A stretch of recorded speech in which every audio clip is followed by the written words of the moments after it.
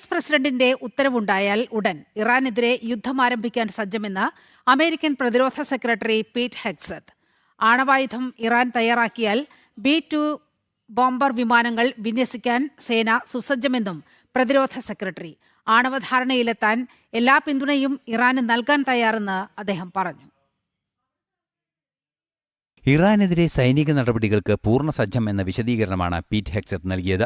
നടപടികൾക്ക് ട്രംപിന്റെ ഉത്തരവ് ലഭിച്ചാൽ ഉടൻ ഇറാനെതിരെ ആക്രമണം നടക്കും. ആണവധാരണകൾ അംഗീകരിക്കാൻ സാധ്യമായ പിന്തുണ ഇറാന് നൽകുമെന്നും US പ്രതിരോധ സെക്രട്ടറി അറിയിച്ചു. President Trump said we're not getting a nuclear Iran, you won't have a nuclear bomb. He meant it.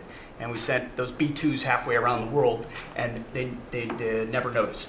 When he said we're not going to tolerate trafficking drugs anymore in our hemisphere, we treat them like the Al-Qaeda of the Western Hemisphere. He meant it, and we're executing that. When you said, Mr. President, we're securing the border, the military was proud to do their part alongside Homeland Security to do that. Same thing with Iran right now, ensuring that they have all the options to make a deal. They should not pursue nuclear capabilities. We will be prepared to deliver whatever this president expects of the War Department. ഇറാനെതിരെ ശക്തമായ കപ്പൽപ്പടയുടെ വിന്യാസം America നടത്തുന്ന സാഹചര്യത്തിലാണ് പ്രതിരോധ സെക്രട്ടറിയുടെ വിശദീകരണം.